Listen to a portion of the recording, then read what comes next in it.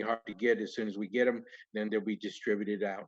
They're also to wipe down their tools between jobs, and sanitize them, and wash their hands constantly. They received a travel, stop them going and coming from work or whatever if they didn't like to take their truck home. And the last thing is that they've increased everyone's pay that's coming to work. For every hour they work, they're getting a 20% wage increase for all workers, but they have to have reported to work, and that includes overtime. So that's what we're doing. We've worked out with the communication workers and AT&T. Thank you, Steve. I'd like to call upon Victor Hernandez from the International Association of Machinists, Lodge 811 and 2198, and then they'll be followed by the Seafarers and the American Federation of Government Employees. Victor. My name is Victor Hernandez, and I'm an AGC for District Lodge 141, Locals 2198 and 811 for the International Association of Machinists and Aerospace Workers. We represent over 5,000 United ramp agents, customer service agents, cargo workers, material specialists, etc. Over 9 contracts at United alone, as well as 1,000 Southwest Airlines employees and another 1,000 rail workers. Airport workers are being impacted by the coronavirus severely.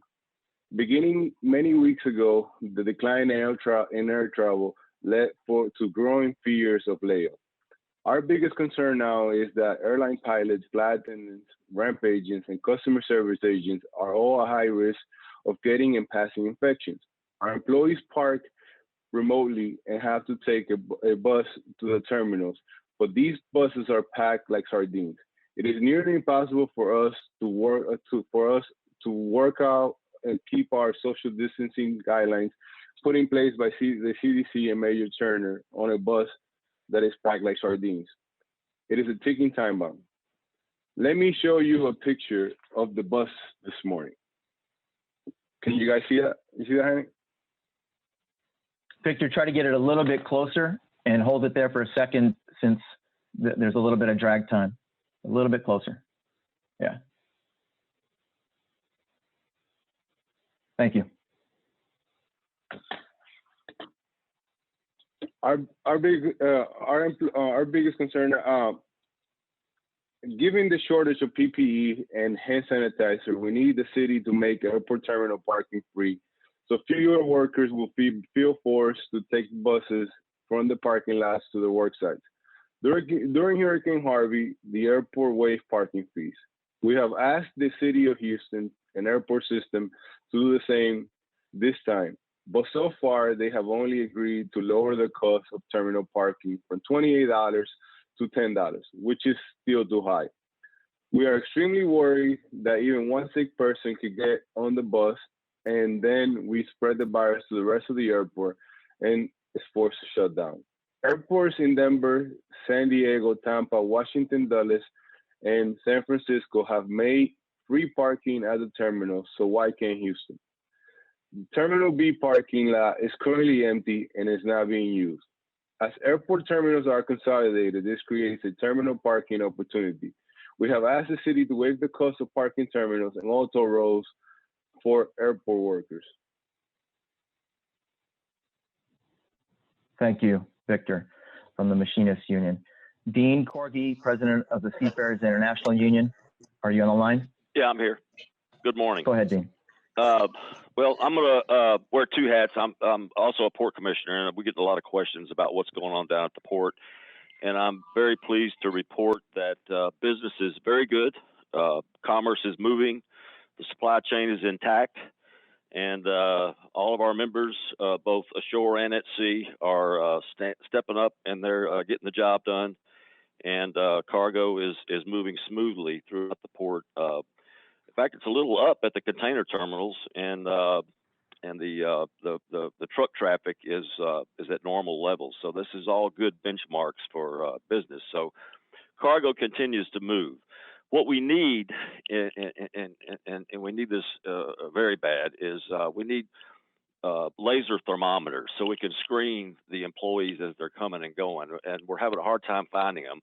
We're not looking for a freebie. We'll pay for them. We just want access to the equipment. We have some on order, but it's uncertain how long it's going to take to get them. So if anybody out there knows of any stockpiles or where we could get any of these laser thermometers so we could screen the employees coming and going, because what we don't need is what happened last week, where one worker came up positive and we had to shut the terminals down for 24 hours. But we got that corrected. We sanitized everything. We put the folks that were exposed to that individual on quarantine, and we're back in business. But we just have to make sure that doesn't happen again. As far as the seafarers, we're the U.S. Merchant Marine. Our motto is in peace at war, and we are at war. And we're in a wartime mode right now. And we're crewing the Mercy and the Hope are crewed up with SIU members. That's the two hospital ships. One will be going to, I believe, New York Harbor, and the other one's going to Los Angeles to assist with the medical treatment of folks with the virus. We think we're probably going to be crewing some Navy ships and some Ready Reserve Force ships to deliver relief supplies where and when they're needed. And I guarantee you the SIU members are going to step up and we're going to do the job. And we've made some contractual changes out there. We've suspended all crew changes, port reliefs. We've suspended all shore leave, and we have suspended all vessel visits by non-essential personnel. And I can tell you, I've never seen better labor management cooperation than I'm seeing right now between the ship owners and the union and the membership. The members are stepping up, and we know this is a serious situation. We take this very seriously, and I guarantee the SIU is going to do whatever we have to do to beat this thing and get us back where we need to be. So we'll be giving you updates as they occur, but for right now, the supply chain is intact, and we're going to keep the fuel and the food coming in so the gas pumps don't go dry and the grocery store shelves don't go empty. Thank you, Dean. Sure. And our last union to speak is now the American Federation of Government Employees. If you're on the line, Mike King, are you on the line? Get your toothbrush and put some toothpaste on it and come here. Okay. I think it's part of life working at home. Is that Daphne Granville Jackson on the line?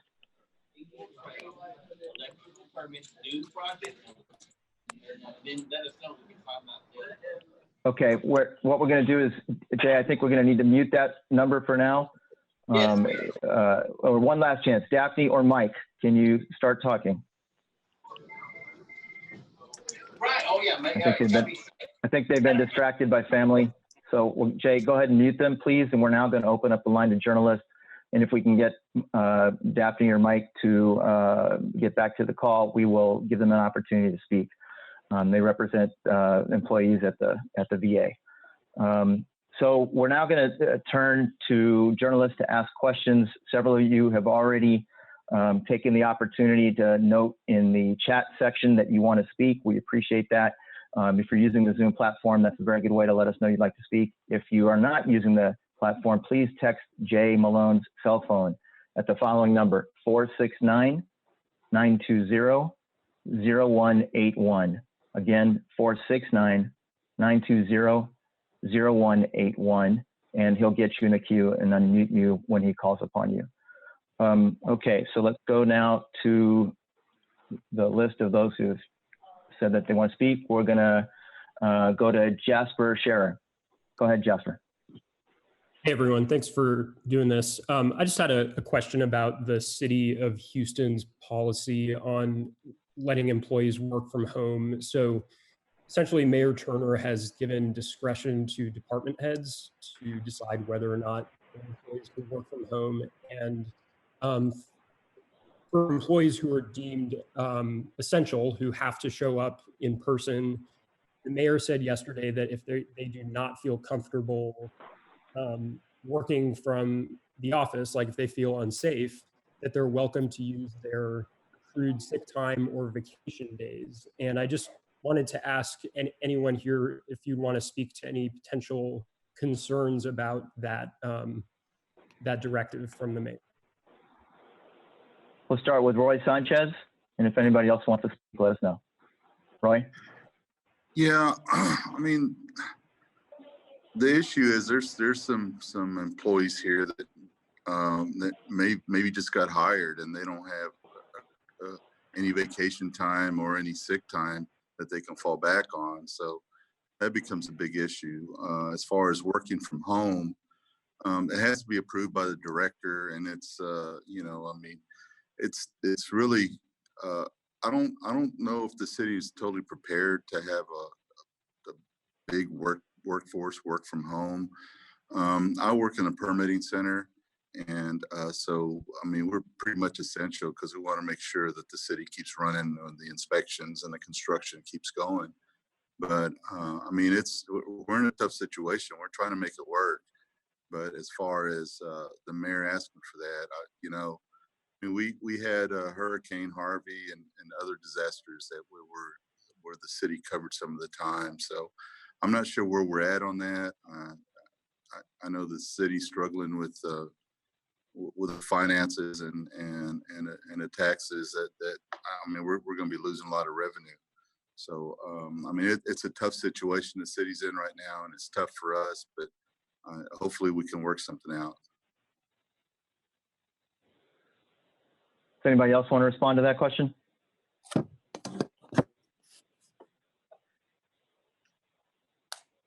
Okay. Mike from AFGE, are you on the phone? Okay. Mike from AFG, are you on the phone?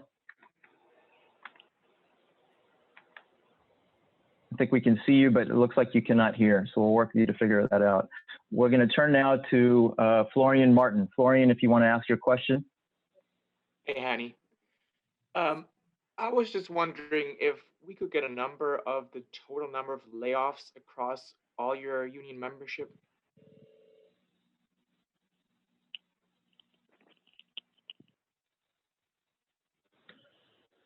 Well, the numbers are, we don't have precise numbers. It's a pretty impossible task to gather all that. We do have numbers as to how the percentage of unions that as of Sunday had already experienced some numbers of layoffs.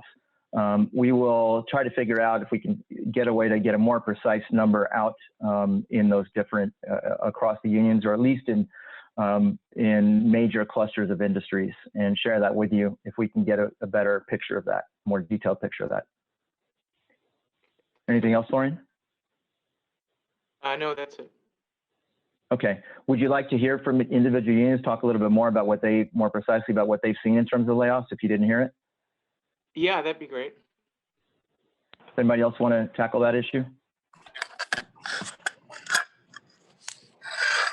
Jennifer, Victor. This is Jennifer with the IUPAT. Currently, as a membership, our district council is looking at about 65 to 70% unemployment between our different trades. We've had our trade show decorators who do convention show setups. They're at 100% unemployment throughout the entire state, and here in the city of Houston as well. We're seeing it start to trickle into some of our construction trades. And so we're keeping a close eye on that and monitoring that. Currently, under what was passed by Judge Lena Hidalgo, they're considered essential personnel. So our members are still reporting to the job site, but safety is still very much a big concern. And so on the forefront for us, as well as everybody right now, is safe jobs for safe workers. At the airport, we're pretty much dependent on the government funding. The Senate passed a bill last night. We're waiting on Congress to finish acting up on that. Without that funding, we would have had and suffered close to 60% layoffs. But it looks like from what we're seeing that the Congress and the actual bill is going to help us keep airline employees working at least through September 30th of this year.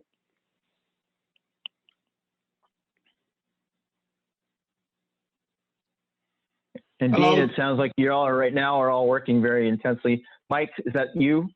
All hands on deck with us. Yeah, Okay. yeah, this is Mike. Mike King, let's go ahead, Mike, from the American Federation of Government Employees. Why don't you go ahead and speak since we've now got you on the phone?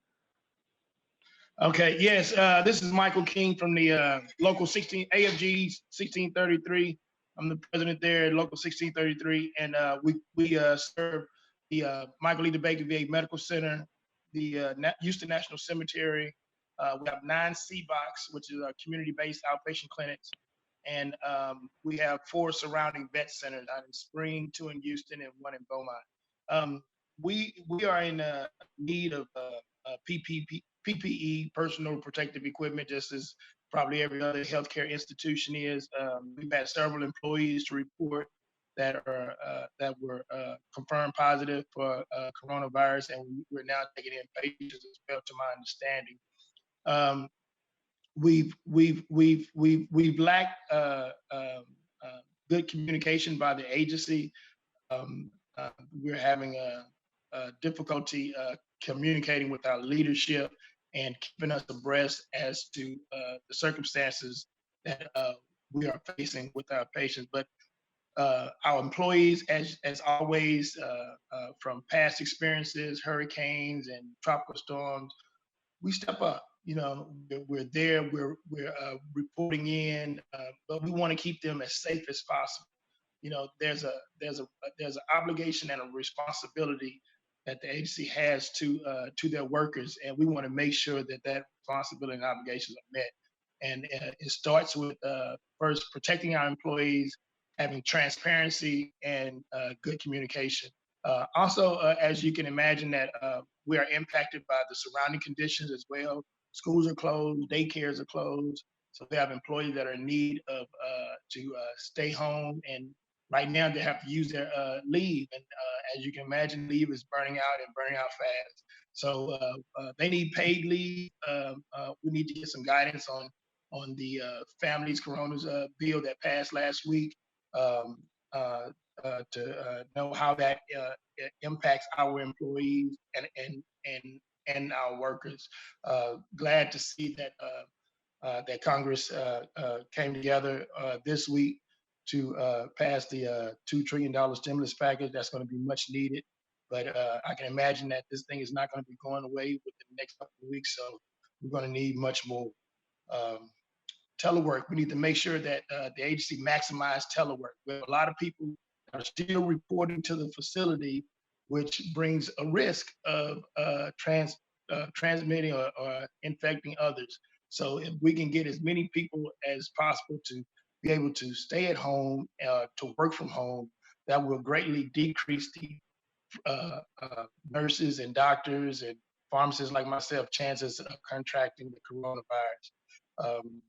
And then it would also help us to safely practice social distancing while at work. So we need those things, and we need your support, and we need prayers. Thank you.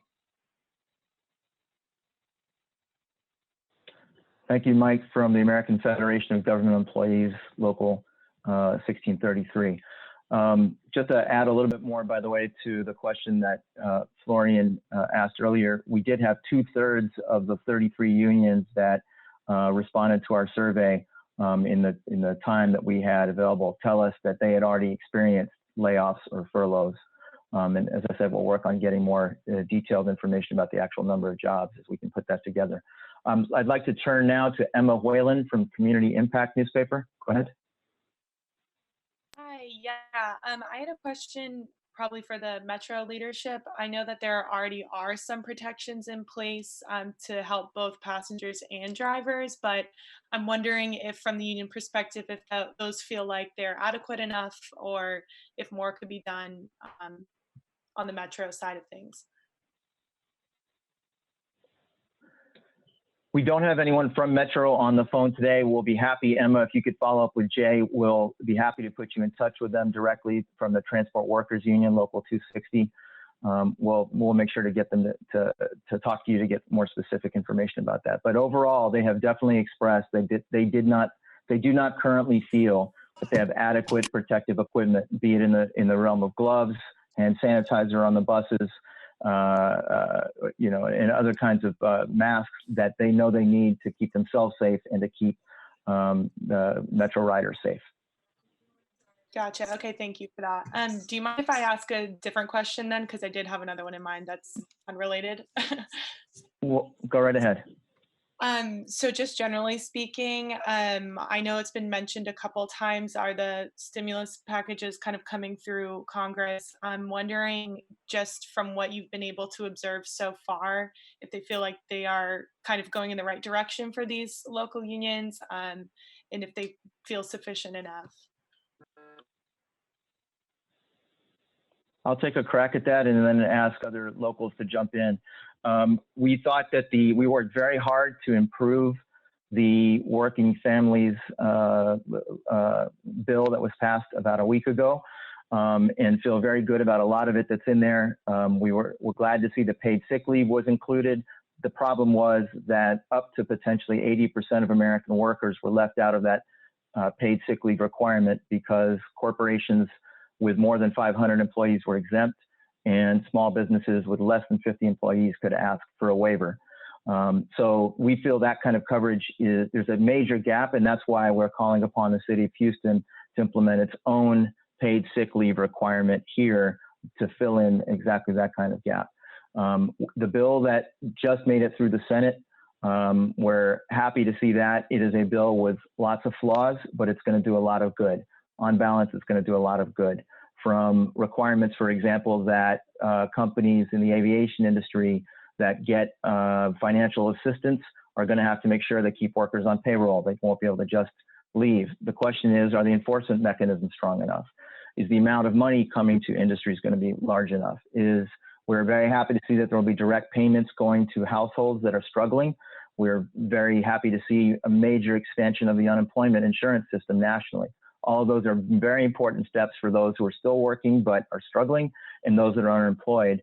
We also know that as big as that $2 trillion package was, it's not enough. And that's why Congress is already looking at passing a new bill. Can I call upon anybody else who wants to speak to any specifics of the legislation that's passed at the federal level and any gaps?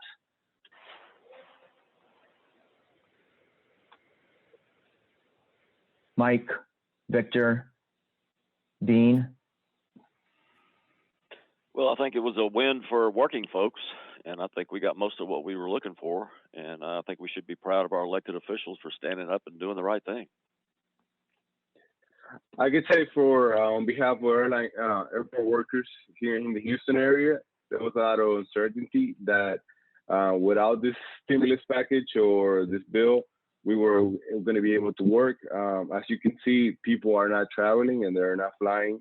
And there were some good measures that were backed by unions, particularly stopping airline CEOs from buybacks and some other popular things that they were doing. And I think that this is going to help people stay employed and help strengthen communities, because the reality is we have thousands of airline employees that are depending on these jobs, and the communities depend on this job. So I think it's like our comrade just said, it's a step in the right direction, and it's a win for all workers. Yeah, this is Darnell Tingle from Unite here. I think the most important thing concerning the workers that we deal with is that a lot of people don't understand. Some of our workers were furloughed. Most of our workers were laid off, which means there's no guarantee that they'll be able to get their jobs.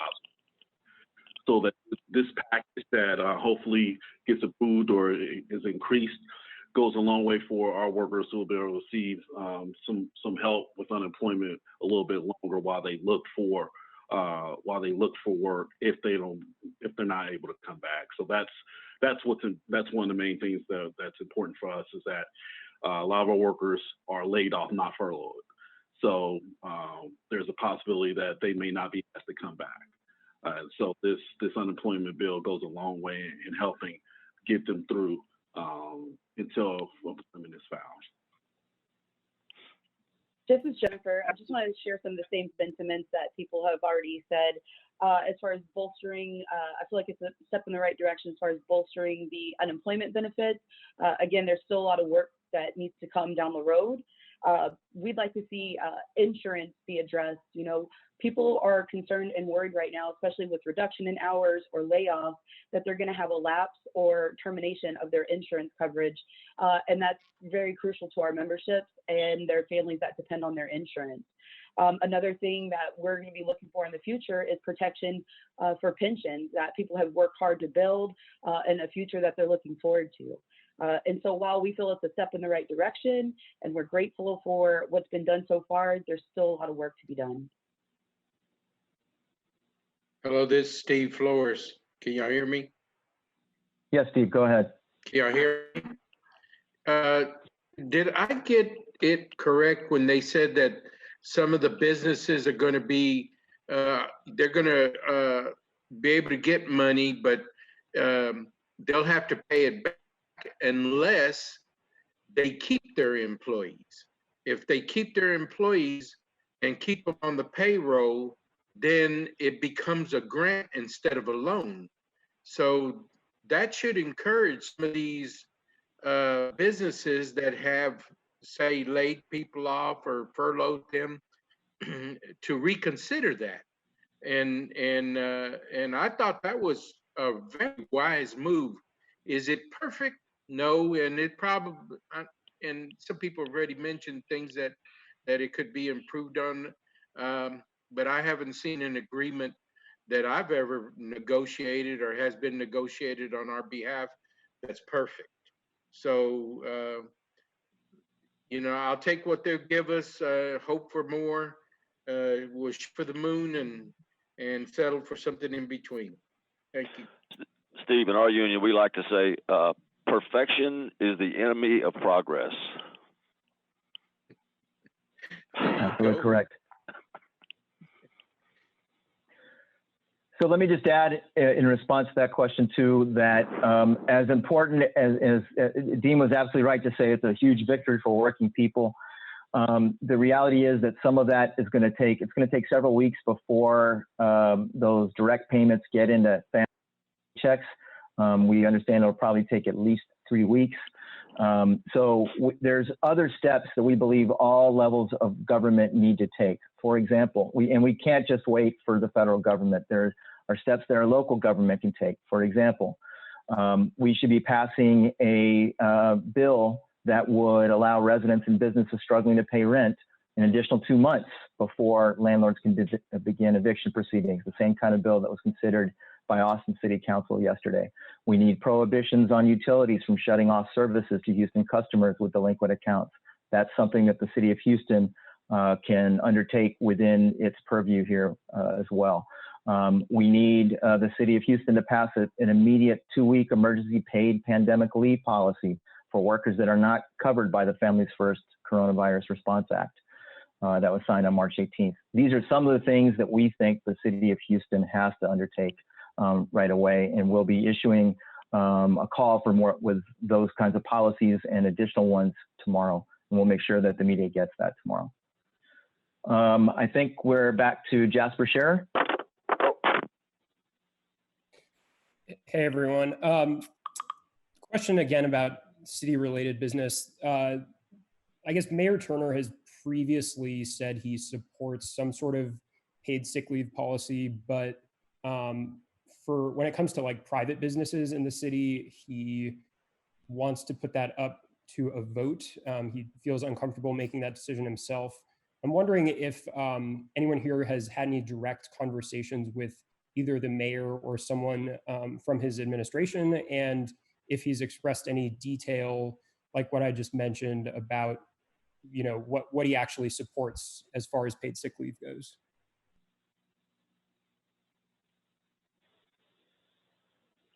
Anyone want to tackle that?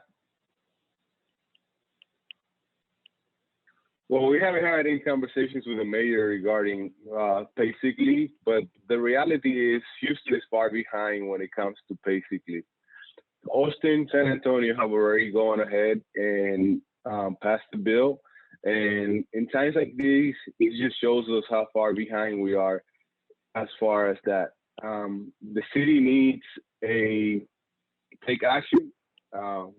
City council should take action and pass a basically policy. They could pass an ordinance that could be enforced. There's other municipalities, including New York, New Jersey, that have done similar things that cover employees. And if the mayor wants to do the right thing, he should do it now and not just wait on a vote.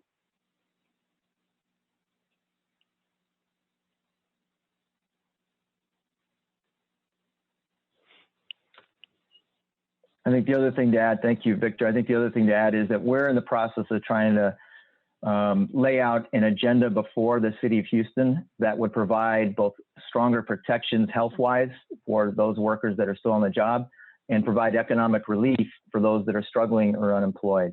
That's where we're at the phase of right now, and we plan to work in the coming weeks to advocate for the policies that we'll be laying out tomorrow, and we'll be in more direct contact with City Council and the mayor to see what we can move together. But there's no question, Victor's absolutely right. It's urgent that the city of Houston take action to protect the physical, financial, and employment health of Houston's working families.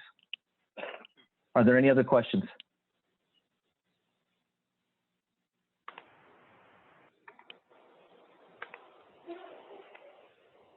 Other questions? Andy, this is Florian Martin. Go ahead, Florian. Just a clarification, because you said earlier that 2/3 of your members reported layoffs, but that means that 1/3 of your members haven't had any layoffs?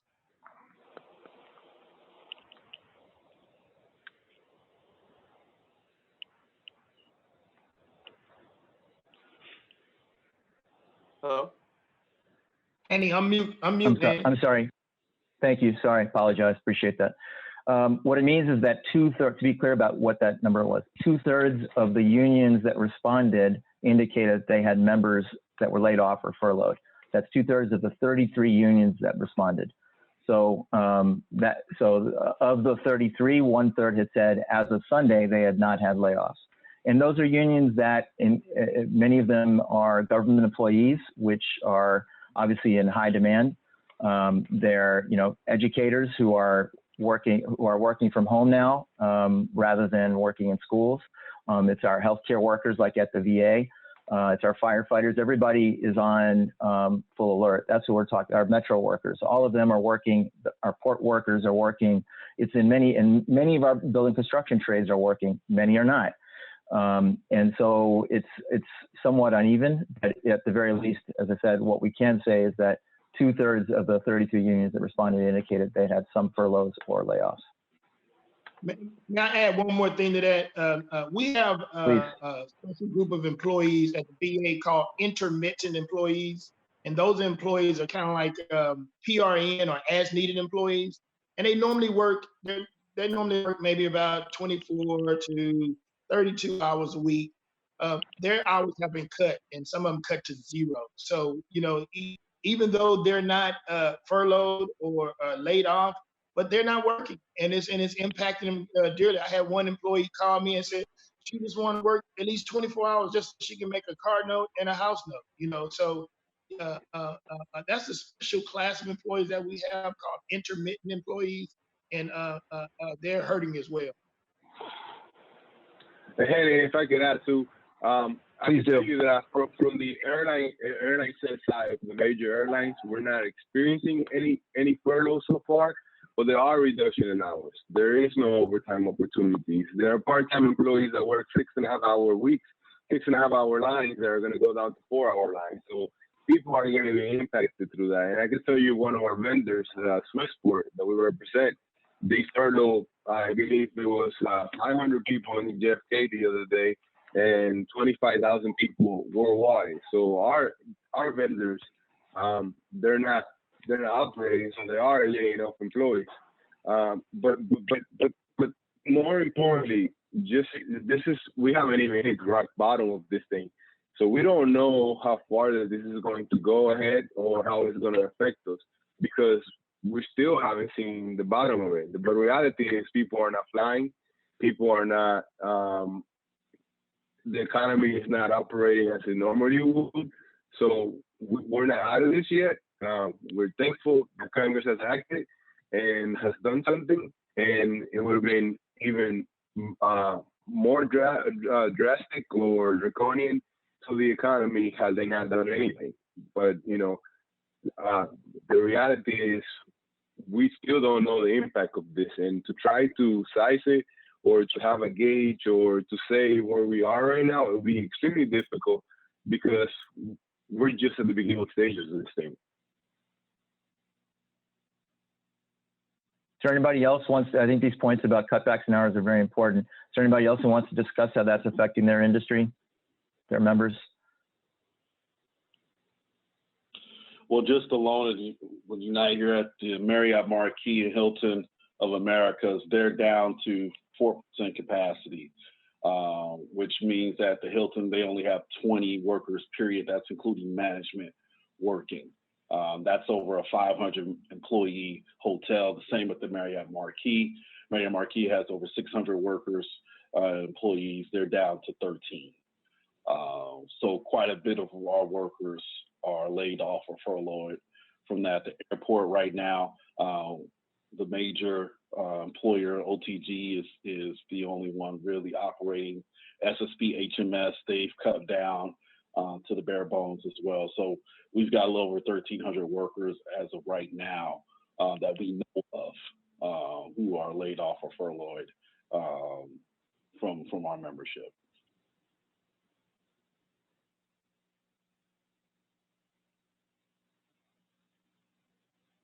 Okay, we're going to go to the next question. It looks like, well, I think we've gotten everybody. Jay, do you have anybody that wants to ask a question? No, I don't have any questions. Okay. Is there anybody else from our unions that wants to make a final comment? Steve, Mike, we'll just go ahead and unmute yourself if you want to say something. Hey, this is Mike King from AFG Local 1633, Michael E. Baker VA Medical Center. Just want to wish all you guys the best during this time. Stay home if you can. Stay out of the community. Keep social distancing. Wash your hands. Stay safe and comply with what Mayor Turner has said with the stay home order. Because that helps us. That's one thing I always tell our new members: help us, help you. So you can help us, you guys can help us by staying at home, so that we can protect our employees at all the medical centers. And I just sent out a prayer for God's blessing on all first responders and healthcare facilities. And I know that we're going to get through this thing. And when we get through this thing, we'll be a greater nation for it. Thank you. Yeah, I just want to ask. Sorry, Steve. Let's go to Dean. Excuse me. Dean Corgi. Well, I'm just proud to be a union member. I'm proud to be a seafarer, and I know that labor is going to step up and do whatever it takes to win this war, and we are at war.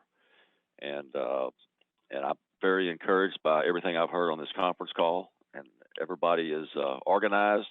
We're motivated. We're mobilized. And we're going to beat this thing. And labor is going to be the tip of the spear that makes sure that gets done. And I'm just proud to be a part of it. Yeah. Steve, Victor?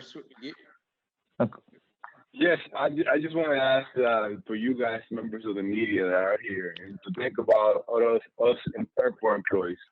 As the mayor is asking us to practice social distancing, he is not helping our cause to make sure that we practice that.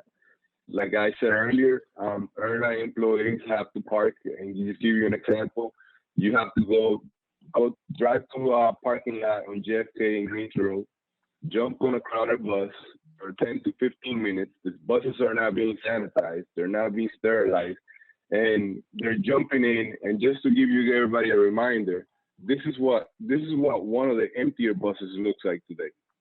People right next to each other. There is no social distancing. People are right next to each other, on top of each other. And the thing is, and what we're afraid is that the mayor is putting profits over people. If the toll roads could be waived, so could be the airport parking for employees. They're making excuses.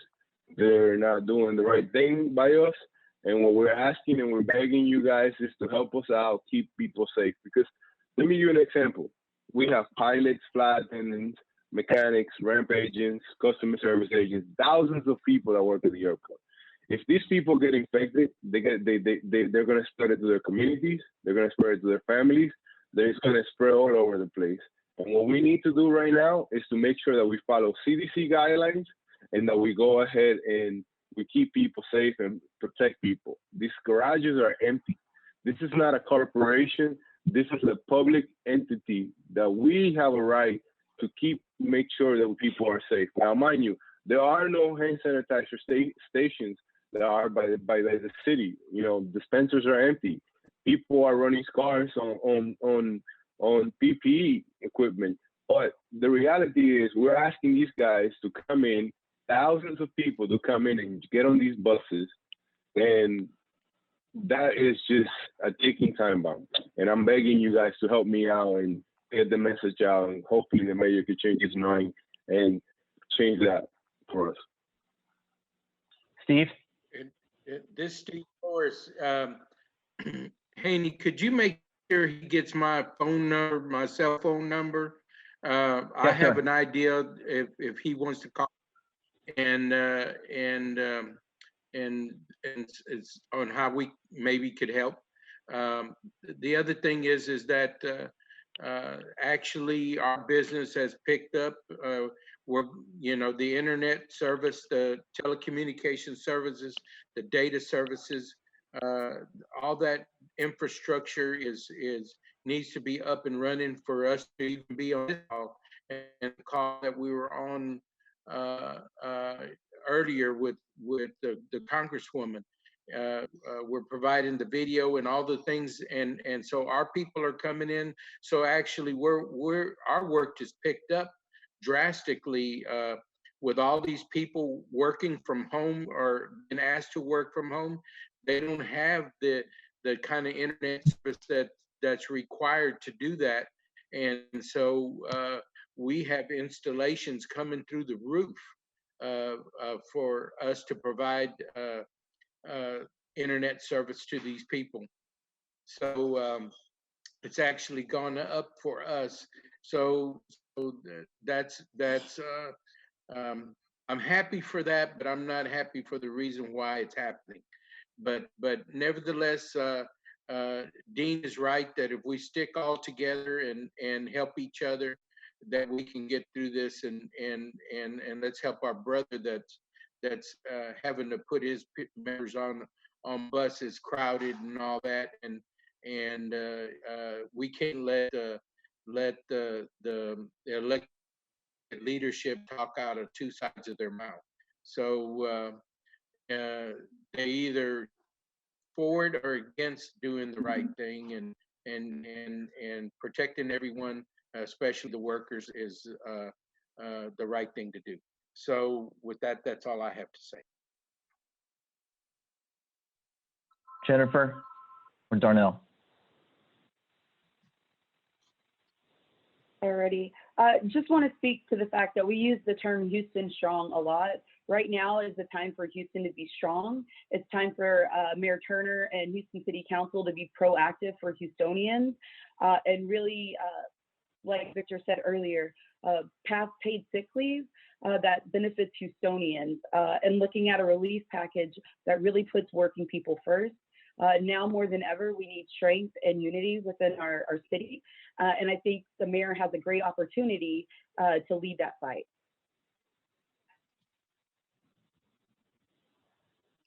Yeah, Darnell Tingle here. I like to echo that same sentiment that we're just really, the city council and the mayor have done so much right now for us and the workers at the airport, but we really need city council to really push back and fight for us, because workers don't have money. And so we're really encouraging that city council allow this, bring in this 2-month bill to allow residents to not start the eviction process until after 2 months. Our members are hurting out here, and really to be Houston strong means to look out for one another. So that's all I got to say. Okay, I think that all of the unions on the phone have had a chance to give a closing statement. If I missed anybody, please let me know right now. In that case, then, I'm going to bring this press conference to a close. We appreciate the media for coming out and getting on the phone with us. We appreciate everyone bearing with our technical challenges. I think it went pretty well. We'll figure out ways to continue to improve it. We will send follow-up information to the media on those that spoke today, including their contact information, in case you want to follow up with them directly and ask specific questions. We're also available for other press availability. Jay Malone will be our main point of contact to help you out with that. And you should have his phone number on the press release, but I'm going to say it again right now. You can reach him at jay@gcaflcio.org or at 469-920-0181. Thank you very much for joining us today. We'll be in touch. Thank you, Haney. Thank you. All right. Thank you, Haney. You take care.